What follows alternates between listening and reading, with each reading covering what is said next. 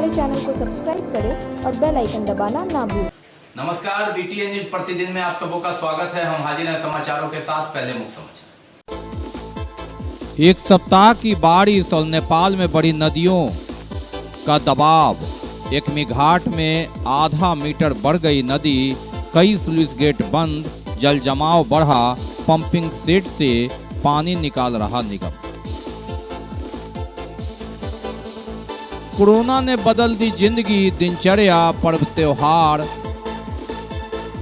स्थायी केंद्रों पर उमड़ रही भीड़ वैक्सीन लगाने, धार्मिक स्थल पर भीड़ जमाने वालों पर मुकदमा और अच्छे काम करने वालों को कोरोना कर्म योद्धा का सम्मान। दोनार टिन्ही पुल नाला निर्माण प्रगति पर, लेकिन प्रस्तावित ओवरब्रिज का कोई ध्यान नहीं। पुल निर्माण के समय अनदेखी। ओवरब्रिज निर्माण के समय तोड़ना पड़ सकता है नाला का कई भाग। जिलाधिकारी ने लिया संज्ञान, कहा जांच करें इसकी। और मुक्तिधाम में सब संयंत्र अधिष्ठापन का कार्य प्रगति पर, ट्रायल सफल। आगे समाचार विस्तार से, लेकिन थोड़ी देर। बीमार नहीं रहा लाचार, हो रहा मुफ्त उपचार। हड्डी नस रोग से संबंधित गंभीर बीमारियों का मुफ्त में इलाज। इंतजार किसका, जाएं सर्राफ ऑर्थो एवं स्पाइन सेंटर और दर्ज कराएं प्रधानमंत्री जन आरोग्य योजना में अपना नाम। विश्व की सबसे बड़ी स्वास्थ्य सुविधाओं का उठाएं लाभ। आधुनिक ऑर्थोपेडिक सुविधा, ऑर्थोस्कोपी, स्पाइन सर्जरी, फ्रैक्चर का अत्याधुनिक इलाज। Doctor S N Sarraf, doctor Abhishek Sarraf, रीढ़ हड्डी और नस रोग विशेषज्ञ डॉक्टर प्रियंका बी सर्राफ, स्त्री और प्रसूति रोग विशेषज्ञ डीएमसीएच के सामने लहरियासराय। और अब समाचार विस्तार। नदी उफान पर है और लगातार एक सप्ताह से बारिश भी चरम पर है। ऐसे में अधवारा समूह की नदी बढ़ी है और बढ़ी है। अगर हम बात करें तो आधा मीटर से ऊपर इन एक सप्ताह में नदी की चौड़ाई बढ़ गई है, गहराई बढ़ गई है। भीषण बारिश और नेपाल की नदियों में उफान के बाद ये स्थिति आई है। शहर के कई निचले इलाकों में पानी आ गया है और जो स्लूइस गेट खोल दिया गया था एक सप्ताह पहले, पुनः दरभंगा में अगर 2 स्लूइस गेट छोड़ दे तो बाकी सारे बंद कर दिए गए हैं और जल जमाव का पानी पंपिंग सेट से भेजने का काम वापस में नदी में किया जा रहा है दरभंगा नगर निगम द्वारा। एक सप्ताह से हो रही लगातार बारिश ने नदी की गहराई को बढ़ा दिया, ऊंचाई को बढ़ा दिया। 7 अगस्त को जो स्थिति थी, यानी पानी घटकर नीचे जितना गया था, अगर हम 17 अगस्त 18 अगस्त की बात करें तो 10 से 11 दिन में स्थिति वहीं पर आ गई है। जी हां, अधवारा समूह की नदी एकमी घाट में अगर हम 7 अगस्त से बात करें तो आधा मीटर ऊपर बढ़ गई है और शहर का कई स्लूइस गेट जो खोल दिया गया था पानी घटने के बाद बंद हो गया है और जल जमाव का पानी निगम पंपिंग सेट से वापस नदी में फेंक रहा है। भीषण बारिश, रुक रुक कर बारिश और कोई दिन ऐसा बीत नहीं रहा है जब बारिश नहीं हो। ऐसे में जब स्लूइस गेट बंद हुए तो बजबजा उठा है शहर और उससे जूझ रहा है नगर निगम।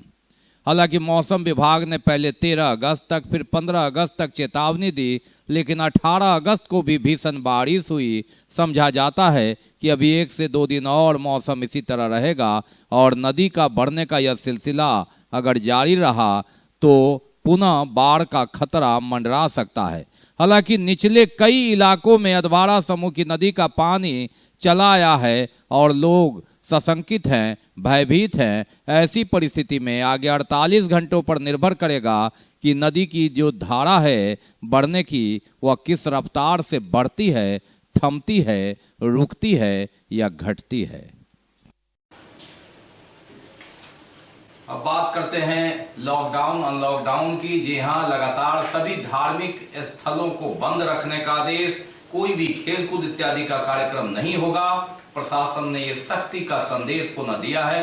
मालूम रहे कि 2 दिन पहले धार्मिक स्थलों में भीड़ बढ़ने के बाद 3 धार्मिक स्थल पर मुकदमा दर्ज किया गया था और ये सारे धार्मिक स्थलों पर लागू है। 25 अगस्त तक अनलॉकडाउन है। इस संदर्भ में प्रभारी एसएसपी अशोक कुमार ने स्पष्ट तौर पर कहा कि राज्य मुख्यालय के आदेश के तहत कोरोना गाइडलाइन का पूरा पालन करना है और सभी धार्मिक स्थलों पर पूर्णतया 25 अगस्त तक प्रतिबंध है। उसके बाद जैसा आदेश आएगा समीक्षा तो उपरांत ही आगे कोई बात हो। मुहर्रम जैसे आपने बताया 19 और 20 ये दोनों अहम तिथियां हैं इनके लिए, और इस संबंध में बिहार सरकार के तरफ से कोविड को लेके जो दिशा निर्देश दिए गए हैं उसका अनुपालन कराने के लिए जिला स्तर पे संयुक्त बैठक भी हुई और सभी शांति समिति के सभी सदस्य लोग उस बैठक में थे और उन्हें अवगत कराया गया। इमामबाड़ा के जो प्रबंधक हैं उनसे भी स्थानीय थाना और बीडीओ को निर्देशित किया गया कि उनसे बात करें और सरकार के दिशा निर्देश का अनुपालन कराएं। स्पष्ट है कि कोई भी धार्मिक स्थान या आयोजन या खेलकूद उस पर पूर्णतः रोक है। तो ये हम लोगों ने प्रयास ये किया है कि जिला स्तर पे प्रत्येक थाना में और ग्रामीण क्षेत्रों में इस बात से लोगों को अवगत कराया जाए, और हमारे सभी थाना प्रभारी इसमें लगे हुए भी हैं। रात्रि में संध्या में निकल के इसका अनुपालन कराते हैं। विगत दिनों देखा गया कि सोमवारी के दिन मंदिरों में अचानक जो है यहाँ पे टाउन थाना और लहरियासराय में कुछ मंदिर खोल दिए गए जहाँ पे काफ़ी भीड़ लगी। इसको लेके सत्यापन कराया गया और वहाँ के जो लोग आयोजक करता थे, प्रबंधक थे, उनके विरुद्ध एफआईआर भी दर्ज की गई है। तो इसी प्रकार से कोई भी निर्देशों का अनुपालन चाहे किसी भी समाज के लोग हों, यदि वो उस अनुपालन नहीं करेंगे तो उनके विरुद्ध कठोर से कठोर कार्रवाई की जाएगी। जिला पदाधिकारी डॉक्टर त्यागराजन एसएम की अध्यक्षता में खराजपुर इलाके के जल जमाव की अलग से बैठक हुई, समीक्षा हुई।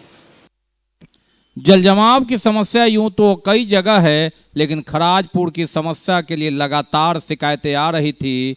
निदान की बात, और इस संदर्भ में जिलाधिकारी ने खराजपुर में जल जमाव और उसके निदान को लेकर संबंधित पदाधिकारियों के साथ बैठक की। किस तरह से पानी निकलेगा, जल जमाव की समस्या से निजात होगा, उन्होंने हाउसिंग बोर्ड के बीच की सड़क का भी जायजा लिया और जो पुलिया निर्माण की मांग है उसकी भी समीक्षा की। नगर निगम के पदाधिकारी, नगर आयुक्त भी मौजूद रहे। अभियंता बाढ़ नियंत्रण प्रमंडल दरभंगा भी मौजूद रहे। बात करते हैं कोरोना की। जी हां, कोरोना महामारी, कोरोना गया नहीं है। जुलाई में जहां 24 मौत कोरोना वार्ड में हुई तो 4 मौत अगस्त तक हुई है। हालांकि कमी आई है, लेकिन कोरोना अपनी पहचान, अपना दस्तक लगातार बना रहा है और इससे उबरने की तैयारी में हर कोई। लेकिन दूसरे दौर में भीषण संघर्ष में जिन्होंने योगदान दिया उन्हें सम्मानित करने का काम भी चल रहा है। और ऐसी परिस्थिति में टीकाकरण में सराहनीय कार्य किए जाने पर सिंहवाड़ा प्रखंड के बीडीओ, सीओ एवं सिमरी थाना अध्यक्ष सहित कई जो सरकारी कर्मी हैं, अर्ध सरकारी कर्मी और जनप्रतिनिधि हैं, उन्हें सम्मानित किया गया। कोरोना लगातार अपना काम कर रहा है, उपस्थिति बना रहा है, लेकिन कोरोना को मात देने, कोरोना से लड़ने, संघर्ष करने वालों की भी कमी नहीं और इनका हौसला बढ़ाने का काम भी लगातार। इसी में सम्मान समारोह में एक कार्यक्रम का आयोजन किया गया सिंहवाड़ा प्रखंड में। बीडीओ, सीओ, सिमरी थाना अध्यक्ष सहित कई गणमान्य लोगों को सम्मानित किया गया। पंचायत में कोरोना काल और कोविड-19 टीकाकरण कार्यक्रम को गति देने के तहत इनको सम्मानित किया गया, जिसमें आशा वर्कर, पंचायत समिति, आंगनबाड़ी सेविका, सहायिका, जीविका, चिकित्सक, कोरोना योद्धा को पाग, चादर, फूल माला और प्रशंसा पत्र देकर सम्मानित किया गया। पूर्व मुखिया अमजद अब्बास ने यह कार्यक्रम किया। मुख्य अतिथि के तौर पर बीडीओ राजीव रंजन, सीओ चौधरी बसंत सिंह व सिमरी थाना अध्यक्ष हरिकिशोर यादव मौजूद रहे। और कोरोना योद्धा को सम्मानित किया गया विश्व हिंदू परिषद बजरंग दल की ओर से भी एक कार्यक्रम में, जो बहुउद्देशीय भवन संस्कृत विश्वविद्यालय में हुआ। और कोरोना योद्धाओं का सम्मान विश्व हिंदू परिषद बजरंग दल द्वारा कामेश्वर सिंह संस्कृत विश्वविद्यालय के एक भवन में कार्यक्रम का आयोजन किया गया, जिसमें कोरोना योद्धाओं को सम्मानित किया गया, जिन्होंने कोरोना काल में कोरोना से लड़ा, समाज सेवा में योगदान दिया। उन्हें बुलाकर उनका सम्मान, प्रशस्ति पत्र प्रदान।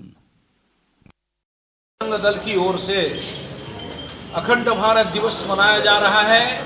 नवयुवकों में यह प्रेरणा संचरित हो रही है कि पुनः हमें आज नहीं कल भारत को अखंड बनाना है।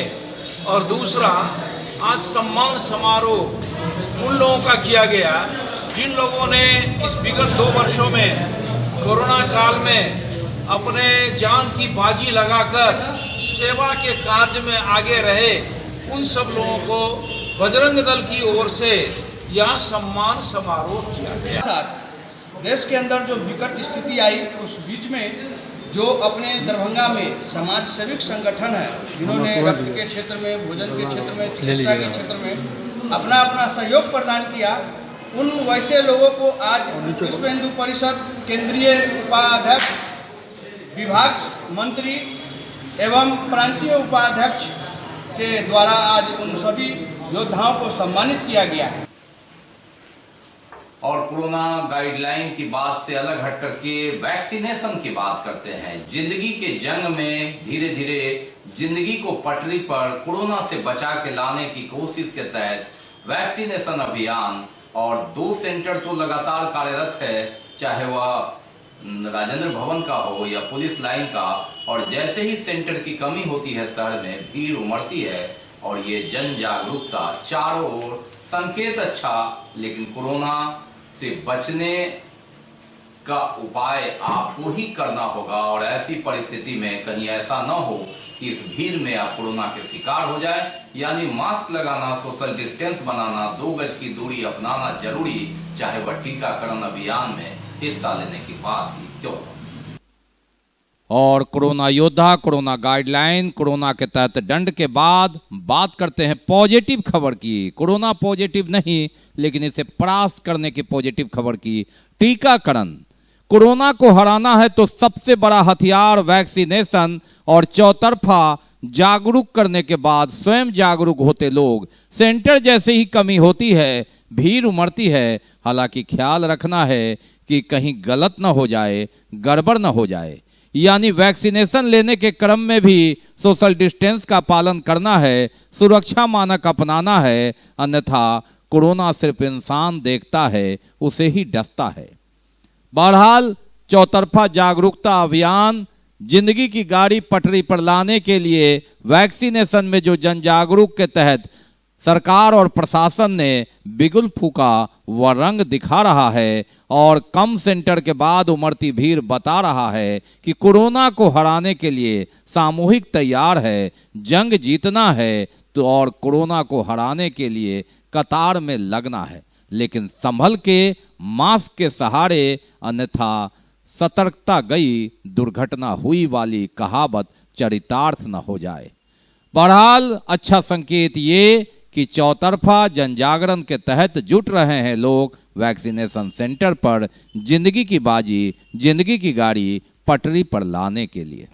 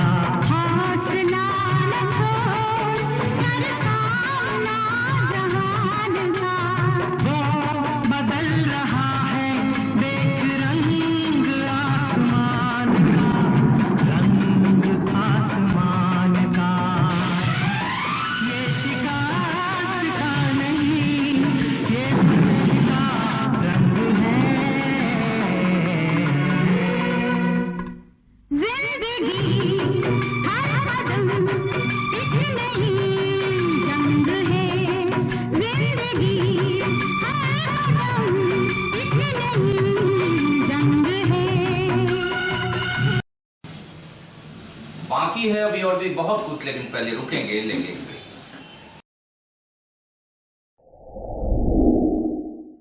Global health care and diabetes research centre, जो बिहार में पहला अंतर्राष्ट्रीय तकनीक एवं आधुनिक सुविधाओं से लैस सुपर स्पेशलिटी डायबिटीज केंद्र है, जहां एक छत के नीचे डायबिटीज से संबंधित सारी सुविधाएं मौजूद हैं, जैसे कि diabetes heart care, diabetes eye care, diabetes neuro care, diabetes foot care, diabetes pharmacy और डायबिटीज प्रयोगशाला। पता जीसस एंड मैरी स्कूल के पास, रहमगंज, दरभंगा, बिहार। ब्रेक के बाद एक बार पुनः आप सबों का स्वागत है। हम बढ़ते हैं आगे, लेकिन आगे बढ़ने से पहले एक नजर मुख्य समाचारों पर।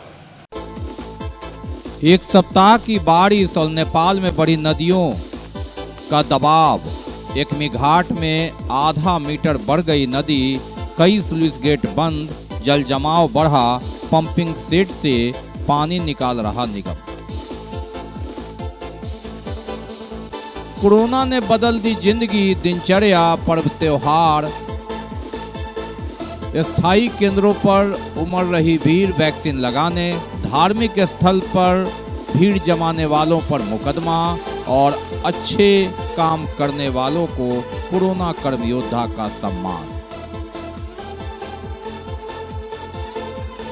दोनार टिन्ही पुल नाला निर्माण प्रगति पर, लेकिन प्रस्तावित ओवरब्रिज का कोई ध्यान नहीं। पुल निर्माण के समय अनदेखी, ओवरब्रिज निर्माण के समय तोड़ना पड़ सकता है नाला का कई भाग। जिलाधिकारी ने लिया संज्ञान, कहा जांच करें इसकी।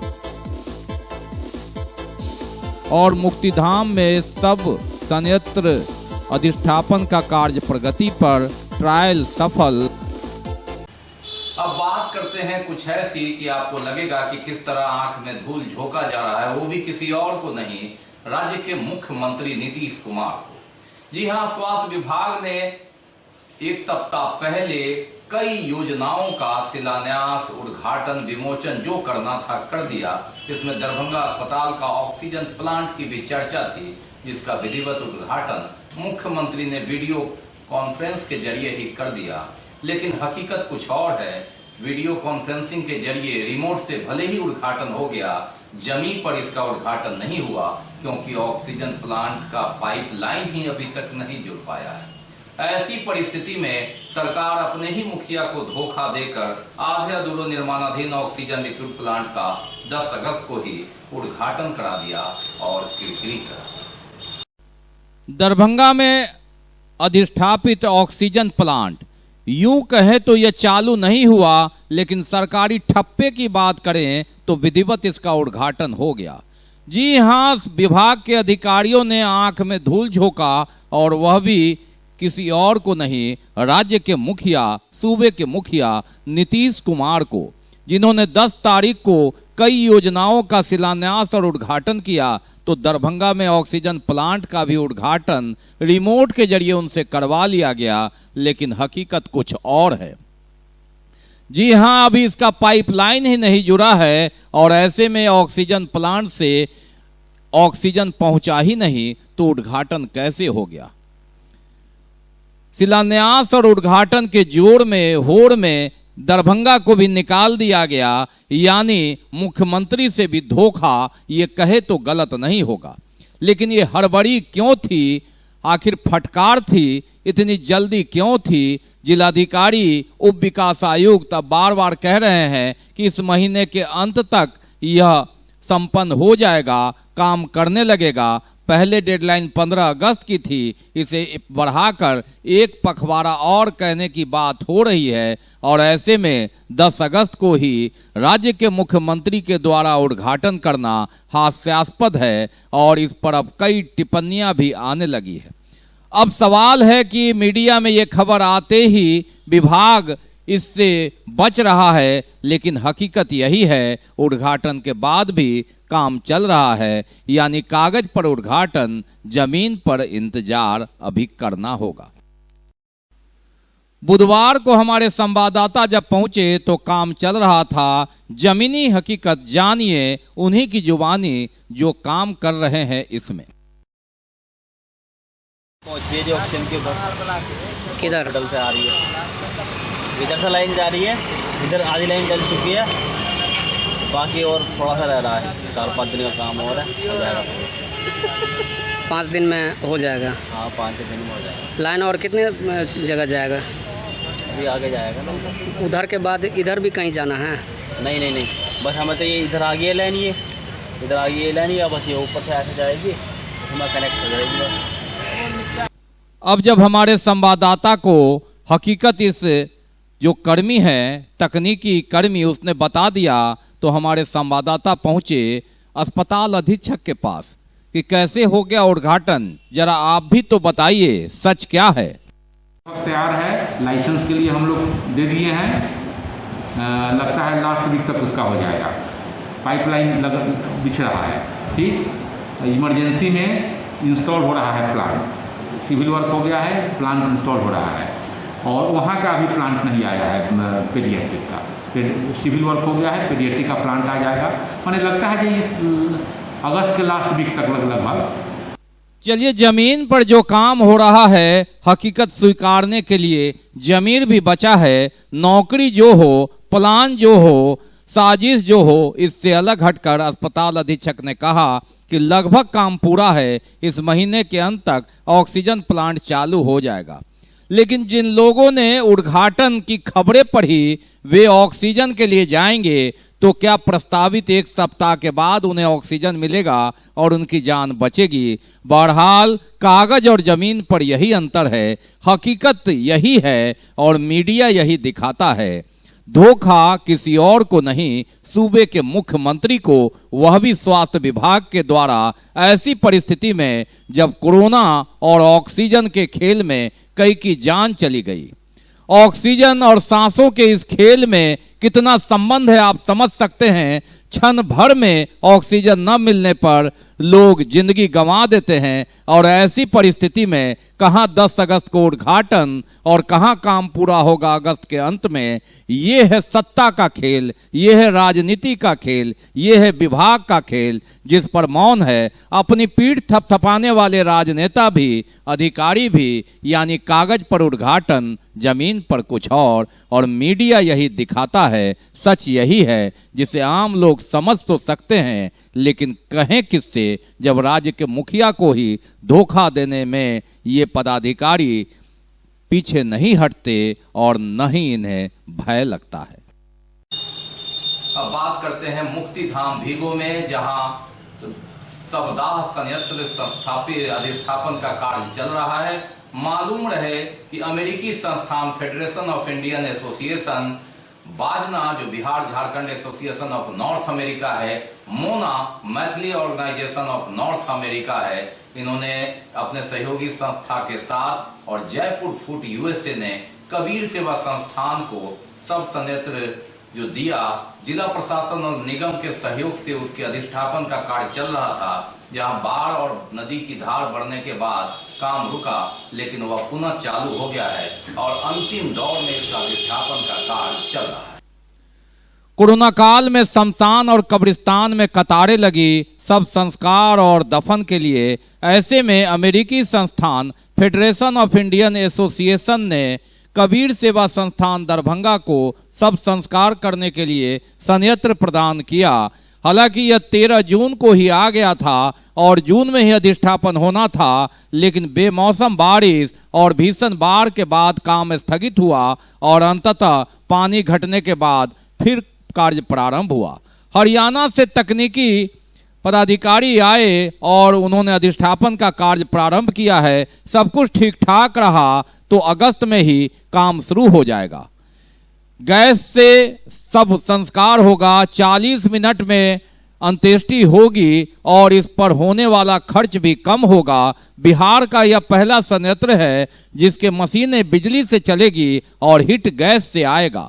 अमेरिकी संस्थान federation of Indian association, Bihar Jharkhand association of north America, Maithili organisation of north America और जयपुर फूड यूएसए के सहयोग से कबीर सेवा संस्थान को लगभग 40 लाख रुपए की मशीन यह प्रदत्त की गई है, जिसे कबीर सेवा संस्थान, जिला प्रशासन और नगर निगम के संयुक्त सहयोग से मुक्तिधाम भीगो में इसे अधिष्ठापन में लगा हुआ है, जिसका कार्य अंतिम दौर में है। यानी पर्यावरण की भी बचत होगी, सब जलाने में जो खर्च आता है उसकी भी बचत होगी, बचत समय की भी होगी। कोरोना की बात छोड़ दे तो आम तौर पर समय की बचत, पैसे की बचत और सबसे बड़ा पर्यावरण की बचत। बिहार का यह पहला संयंत्र है जो गैस और बिजली से संयुक्त संचालित होगा। अभी पटना में जो मशीन लगी है वह हिट मशीन बिजली से संचालित है, जहां लगातार उसे हिट देना पड़ता है, लेकिन इस मशीन में सुविधा है कि 40 मिनट के अंदर एक शव का संस्कार होगा और जब जरूरत पड़े तभी यह गैस से हिट होगा। सब कुछ ठीक ठाक रहा तो अगस्त माह में यह कार्य प्रारंभ हो जाएगा। नदी के बढ़ने के कारण काम स्थगन हो गया था। अब देखना है कि यह संयंत्र जो बिहार का पहला है कब कार्य करता है। बाढ़ की धार अगर दोबारा आती है तो कार्य रुकता है या फिर इसी माह चालू हो जाता है। और बात करते हैं चिर प्रतीक्षित, चिर लंबित दोनार टिन्ही पुल नाला निर्माण की।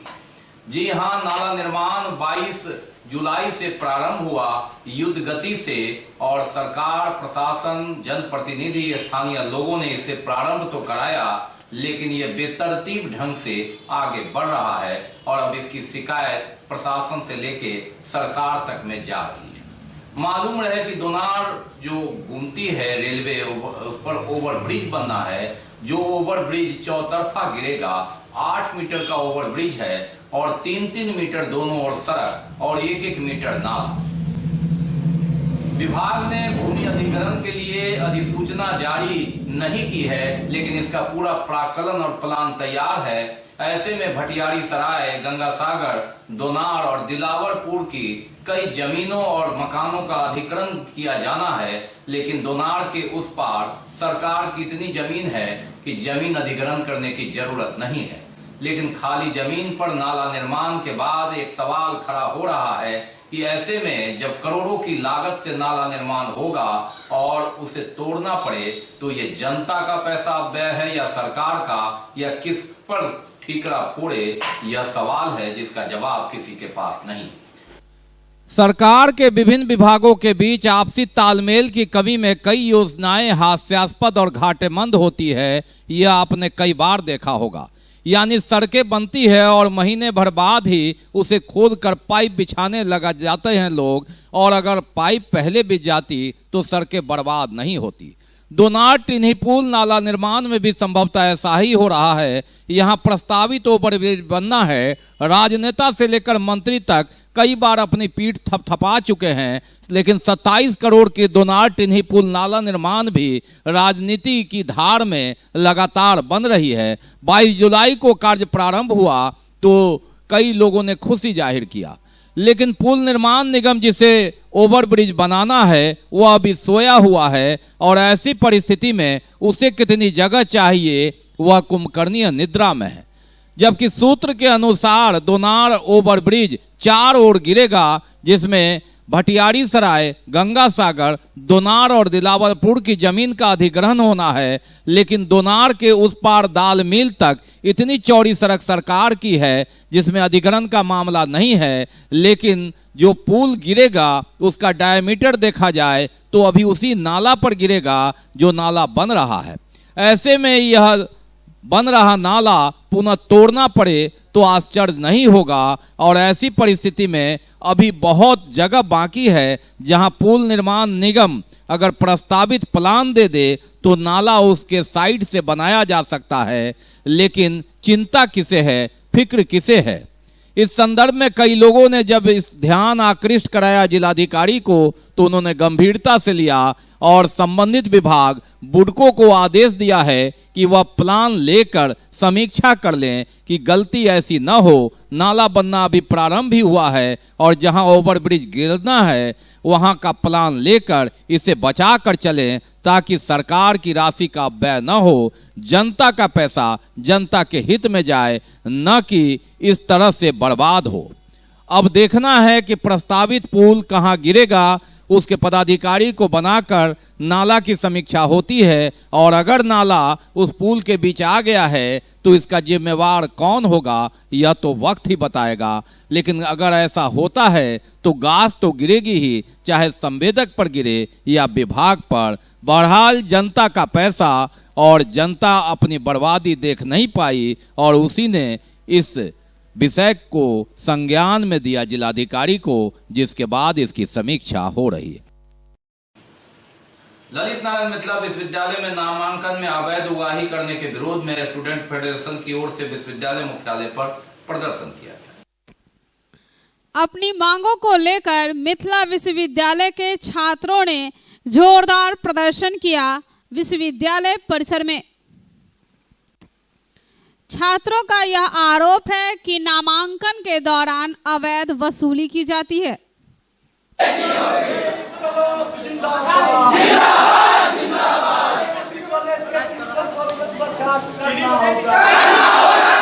आज LNMU विश्वविद्यालय के कुलपति के समक्ष SFI ने प्रदर्शन आयोजित किया है और इस प्रदर्शन का सबसे प्रमुख मांग है कि मुख्यमंत्री द्वारा घोषणा किया गया है कि छात्राओं का KG से लेकर के PG तक नामांकन मुफ्त होगा, लेकिन विश्वविद्यालय के बहुत सारे अंगीभूत और संबद्धता प्राप्त महाविद्यालय है जो नामांकन के नाम पर छात्राओं से, जो सभी वर्ग की छात्राएं हैं और SC ST के छात्रों से अवैध उगाही कर रहे हैं, उसका विरोध हो रहा है।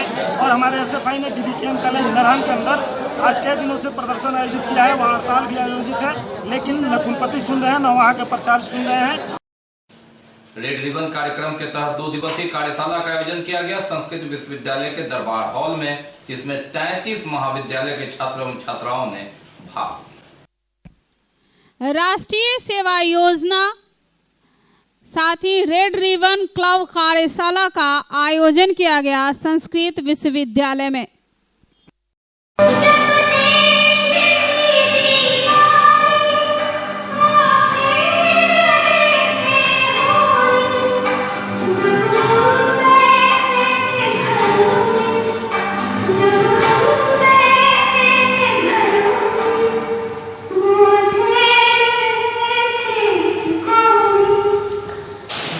रेड रिबन के संबंध में एड्स नियंत्रण और रक्तदान संबंधी कार्यशाला चल रही है कि आज इसका सायंकाल सांस्कृतिक कार्यक्रम के साथ समापन होगा।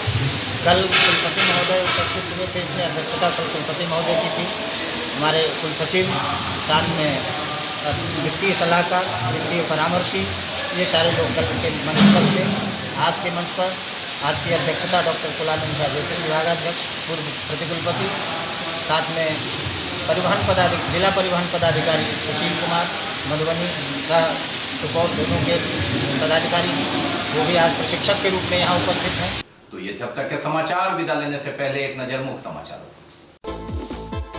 एक सप्ताह की बारिश और नेपाल में बड़ी नदियों का दबाव, एकमी घाट में आधा मीटर बढ़ गई नदी, कई स्लुइस गेट बंद, जल जमाव बढ़ा, पंपिंग सेट से पानी निकाल रहा निगम। कोरोना ने बदल दी जिंदगी, दिनचर्या, पर्व त्योहार, स्थायी केंद्रों पर उमड़ रही भीड़ वैक्सीन लगाने, धार्मिक स्थल पर भीड़ जमाने वालों पर मुकदमा और अच्छे काम करने वालों को कोरोना कर्म योद्धा का सम्मान।